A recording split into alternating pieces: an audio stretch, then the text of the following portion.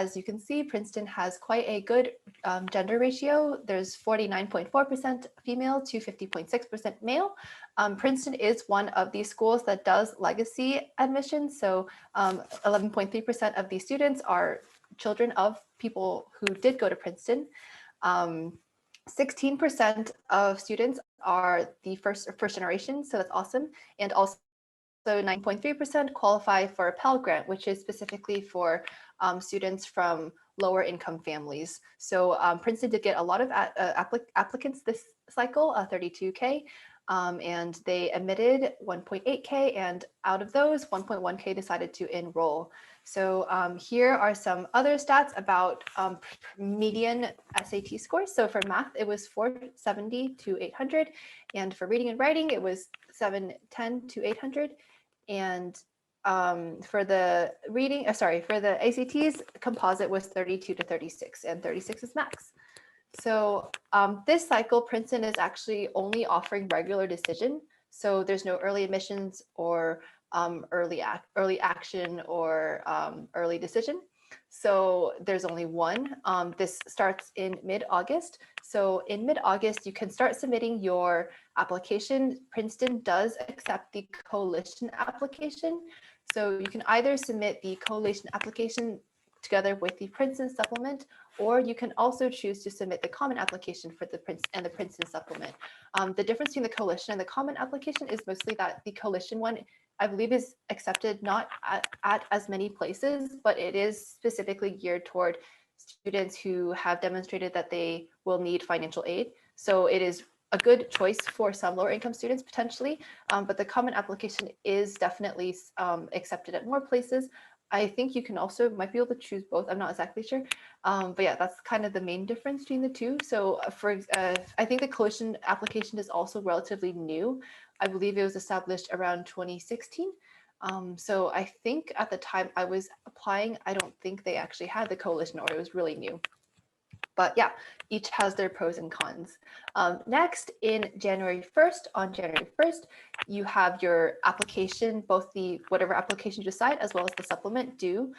You have the graded written paper due. So this is something that is quite, I don't know if unique, but is something that Princeton has that some other colleges don't have, where basically they ask for a essay sample from you, so they can kind of get a more holistic sense of your writing skills. They also ask, obviously, for your school report, your counselor letter, and transcript, and I'll go through these a bit more in detail later. They also ask for some teacher recommendations. So there's 2 of those forms, and if applicable, if you did not grow up in the US, or I believe you have to take the Toefl or the those other 2 tests.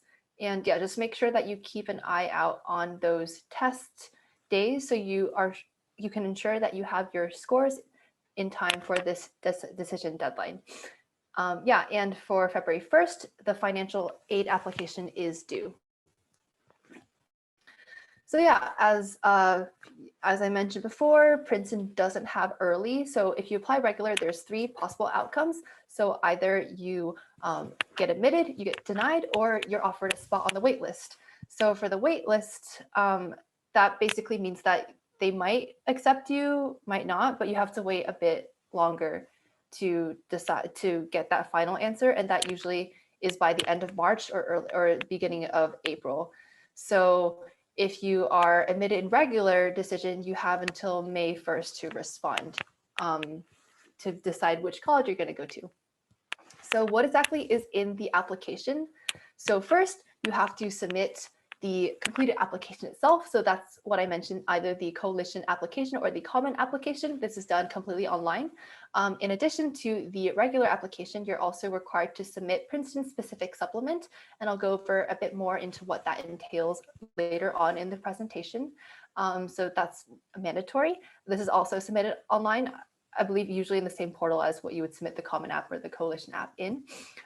Next, you have to pay a fee. So you can either pay the fee or you can submit a fee waiver.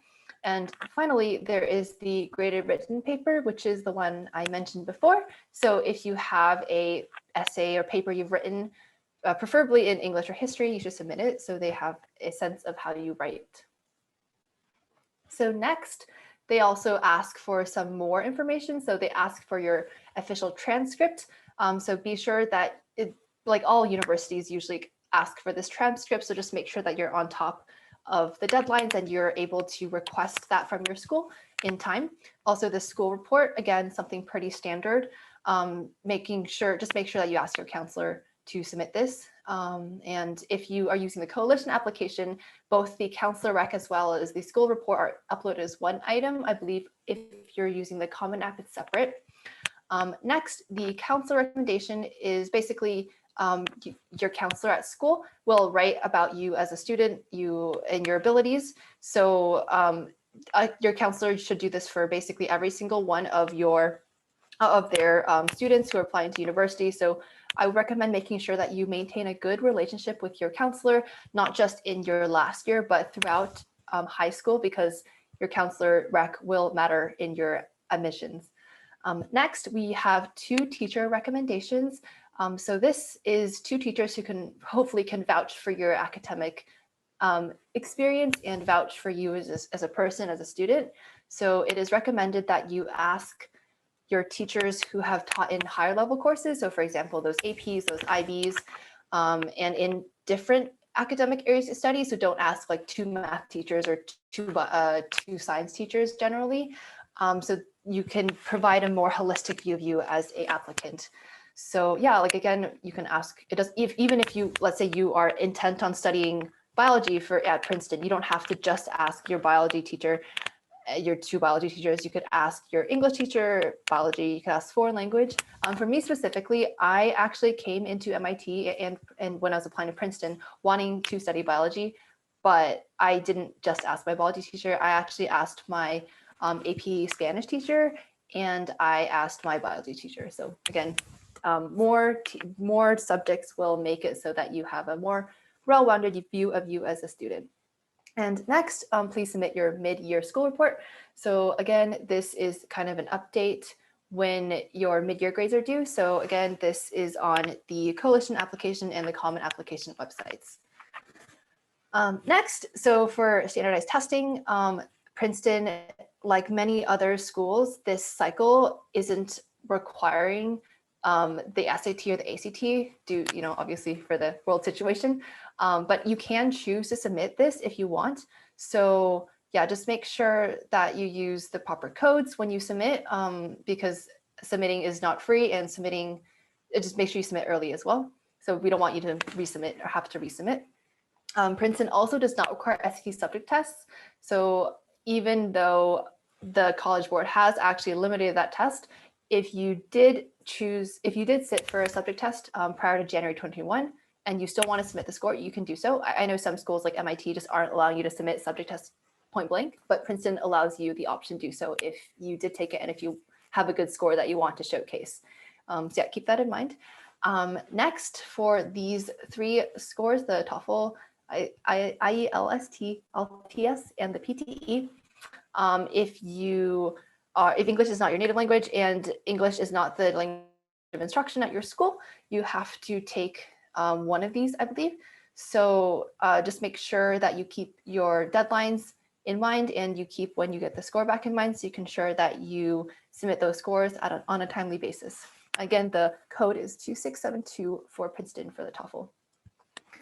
And next we have the art supplement. So this is not mandatory. This is completely optional. But if you did do some more creative activities in high school and you want to showcase this more in your application, you can submit this optional supplement via SlideRoom.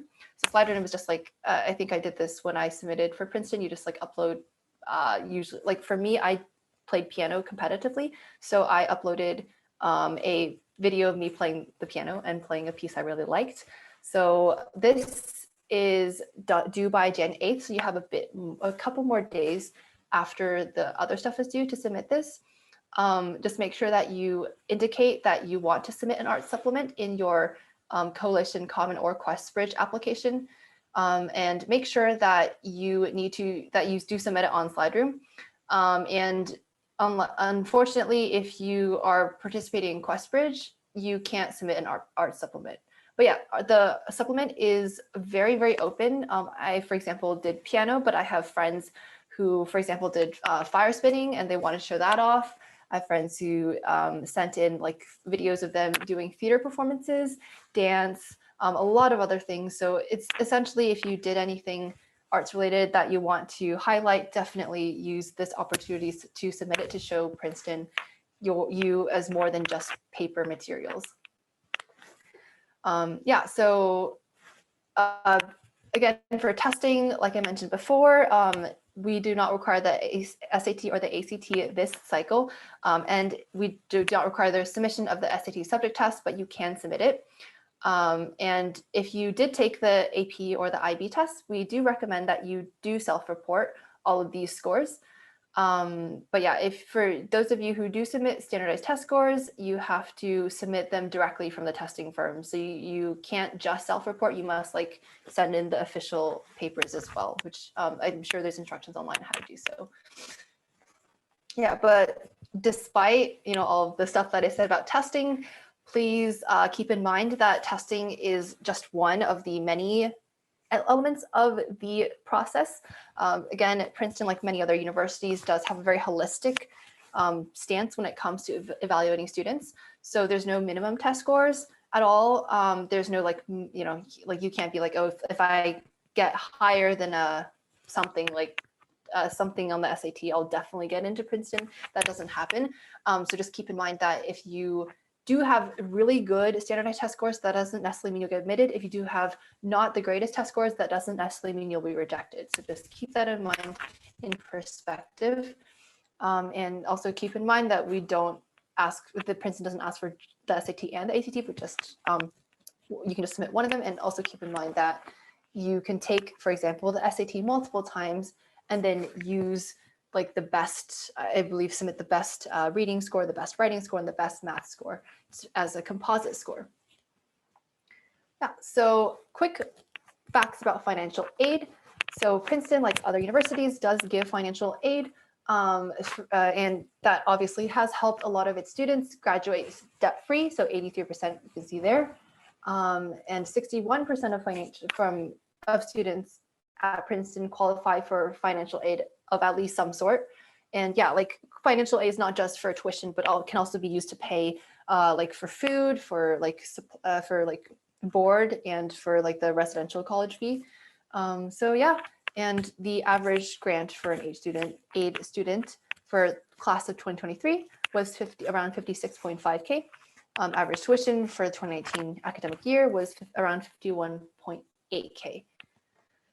So yeah, the current estimated cost of attendance for 2021 to 2022 hasn't been updated yet, but from previous years, tuition was like a bit under 54K, room charge was a bit over 10K, board rate is 7.3K, and miscellaneous expenses. So I would imagine that would be like textbooks and things like that, like getting a laptop would be 3.5K. So keep that in mind if you do apply, but also keep in mind that financial aid can greatly offset a lot of that cost. And for the financial aid deadlines, they are a bit after the regular decision application submission. But yeah, in order to submit your like FAFSA or PFAA and things like that, just make sure that you submit it before February 1st for regular decision. So how exactly does the selection process work for Princeton? So that is a very good question. So for Princeton, during the admission process, our goal is to find students who will thrive in the rigorous academic environment. So they offer a suggested course of study to help students prepare for Princeton. So Princeton is definitely very, very well known for its academic classes, for its like great like studies, and for its like great research programs. So they do suggest some courses you could take in high school to help prepare for that, to make sure that you're ready for that. So this is what Princeton expects people to complete before starting at Princeton. So 4 years of English, 4 years of math, 4 years of one foreign language, at least 2 years of lab science, and at least 2 years of history. And they ask that you have some study in the visual or performing arts. So for me, I want to say that for my school, most of that I needed anyway to graduate high school, but just make sure that you do meet all these requirements if you are planning on applying to Princeton, just in case your school is a bit more lax on these requirements. So for example, like, for English and math, I needed to take to graduate. I guess I didn't need 4 years of mathematics, but I just chose to take 4 years of mathematics. I also skipped a couple grades of math so I could take more advanced courses and take courses in colleges around the area. For laboratory science, I really liked science. So I took like AP Physics, AP Chemistry, AP Biology, AP Environmental Science for my sciences. History, I took all 4 years. We needed to take all 4 years to graduate. Foreign language, I actually skipped 2 grades of Spanish. So I took AP Spanish sophomore year, and then I chose to take AP Chinese because Chinese is my one of the languages I speak the best, right? Because my parents are Chinese, so they taught me Chinese growing up from a very young age. So yeah, point is, you can definitely meet these criteria by accident, but just double check to make sure that you are meeting these by the time you apply. Yeah, so again, this is not like hard requirements, and of course not everyone is in the same boat. So of course, like if you can't meet these, that's fine, but just try to do so if you are in a situation where you have access and have the opportunity to do these requirements. And again, if you can, because Princeton does look upon fondly of you challenging yourself academically, definitely try to take APs if your school offers them, and take IBs if your school doesn't, if your school offers them as well. I do know that some people that I know did self-study for the APs and take them. That's like a bit more extreme, but for example, one of my best friends, it was like the AP Scholar for Florida. So she got the most, I believe she took and got like 5s or got 3s on the most number of AP tests that year, than like more than anyone else in Florida. And her school had no APs. So she literally, I think, self-studied like 18 of them and took them and got all 5. So she was like, went above and beyond. But point is that like for her, at least, like her school having no APs didn't prevent her from taking the AP scores and doing AP tests and doing really well in them. But again, like, everyone's situation is different. So just make sure that you try to challenge yourself, while keeping in mind that Princeton will definitely take into consideration any situations that might make it so that you are not able to take as many APs or IBs as like your fellow applicants. So yeah, again, like I mentioned, Princeton, like other universities, really likes to see a holistic view of people. So they're not just asking that you like take all the APs, but they're also asking that you know that you are passionate, that you can achieve things, and that you will reach your potential to take advantage of everything that Princeton has to offer. Like I mentioned, Princeton has an excellent research program, a lot of really, really good resources when it comes to like culture-wise, or when it comes to academics, when it comes to like clubs, when it comes to like networking, a lot of things like that. So just try to make sure that you take advantage of what your high school has to offer, so that can show Princeton that you're able to take advantage of what Princeton will offer to you. Yeah, and specifically, they do look to see that you've made a difference in your high schools and your community. So definitely try to take up leadership roles if you can. Definitely try to expand your interests and special skills. And yeah, definitely you can elaborate about that in the supplements in your Common App if you'd like. Like previously mentioned, a lot of Princeton does look for academic success. So again, a lot of Princeton students were academic standouts in high school, but a lot of them they weren't just studying. They also did things like, for example, like sports or music or theater or things like that. So just make sure that you tell Princeton fully what you do, and make sure that you give a full picture of your, not just your academic achievements, but your other achievements as well from high school. So let's dive a bit more into the essays that Princeton will require. So Princeton asks for either the Coalition app or the Common App. So a main essay, which is max of 600 words. They do ask for a Princeton specific essay, which is different from like if you're doing science or if you're doing arts, which is 250 words, so a bit shorter. And then they have 6 short answer questions. So for people who are AB degree applicants, or people who are undecided, so ABs like arts, basically Princeton asks you what academic areas most pique your interest, and how do those programs offer at Princeton suit your particular needs. So for this, they're trying to see kind of like why you think Princeton works really well with what you're trying to achieve and things like that. So just make sure that you, even though I know 250 words isn't a lot, but make sure you elaborate on that and try to tie in specific aspects of Princeton that really pique your interest for sure. And for the Bachelor's of Science Engineering degree applicants, please, you have to describe why you're interested in studying engineering specifically at Princeton. So for me, I remember that when I applied, I definitely had been interested in some of the particular labs at Princeton that did some cool like biology research. So I remember talking about at least one of those labs in specific and why that lab was really interesting to me. So they kind of just want to see that you are not just like firing off a bunch of applications, but that you did put into some thought into why specifically Princeton is a good fit for you. You also will need to elaborate briefly about your extracurricular activity and work experience, a particular one that has been pretty meaningful to you, in about 150 words. So this is quite a short response. I think for me, when I was applying, I definitely talked about basically, I really like to run, and running is something that means a lot to me, and for some pretty personal reasons that I put in here, and also is like something that I drew a lot of catharsis in. So I talked about running as the hobby here. So what I mean to say with this is that it doesn't have to be something that's like super academic or something that's super like formal. It could just be running. It could be anything really, just as long as you're able to convey why it's meaningful to you. Yeah, and next we want to hear your voice. So at Princeton, they want to hear like your diverse perspectives and your ability to discuss difficult issues while still being civil. So this is kind of like them wanting to see a time that you talked with a group of people about a difficult topic and how you navigated that, and how that might play out to how you interact with people at Princeton, basically. Princeton also wants to know your dedication to service and civic engagement. So this is a essay question that some other colleges don't ask specifically for. So for me, I talked a bit about basically I still am really passionate about STEM outreach.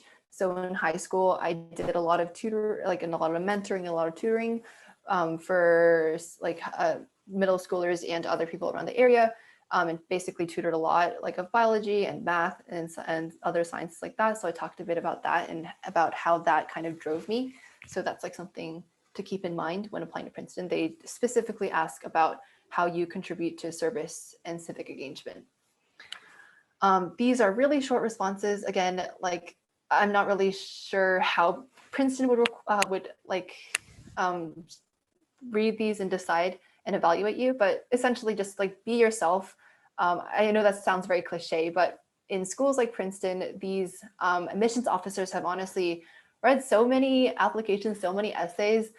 So please don't write anything just because you think that's what Princeton wants to hear. Just genuinely write like what you actually think. So for example, like I don't remember what I wrote anymore when I applied, but for example, if I was to be given this these questions now, new skill, I think fire spinning is one that I'm really happy I did learn. So when I was going into university, like if the fire spinning would be super cool. What brings me joy right now, it is playing a lot of virtual board games and solving a lot of virtual puzzle hunts.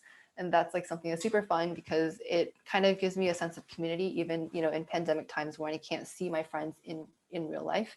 And what song represents the soundtrack of your life at this moment? I'm recently been super into like a pretty memey song. It's called Crab Rave. So I think that kind of describes my life because it's very derpy. It's very like light, but there's like a lot of chaos in it. And I think that definitely describes how I interact with a lot of my life right now. So yeah. Next, for the letters of recommendation, yeah, just keep in mind, again, that you should remain on good terms with your counselor. And keep in mind that depending on if you upload the Common App or the Coalition app, the upload process are slightly different. So just keep that in mind. And for the 2 teacher recommendations, Just again, to reiterate, just make sure that you don't necessarily just ask math teachers, just ask science teachers, but you ask teachers who can give Princeton different perspectives on what you excelled at in high school. Next, the interview. So a lot of schools, including Princeton, have these alumni interviews. They take place after you submit your application. Theoretically, you can choose to opt out of the interview process. It should not put you in any disadvantage in the admissions process. I kind of think about it as like, again, there's no disadvantage if you opt out, but if you opt in, there usually is no disadvantage either. And opting in might help you, like not just like Princeton evaluate you, but it can also help you evaluate Princeton, because again, before this, probably all you've heard about Princeton is kind of what you read online, about things like that. But then if you actually have the opportunity to talk to a real alumni, you can ask that alumni about Princeton, about their perspective. So I recommend that you opt in if you have the capacity to, just because it gives you a perspective and a more direct line into figuring out the culture, the experience at Princeton. So yeah, again, these interviews are not grueling. They're really informal, 30 to 45 minutes. You can discuss basically anything that's important to you, and you can ask Princeton specific questions for someone who's actually been to Princeton, who's actually graduated from Princeton. So again, like not everyone will get into interview. And again, like not being invited to interview is not saying that you got rejected. That's just like mostly logistics, I would say. So again, because of the pandemic, all of these interviews will be virtual via video chat or via phone.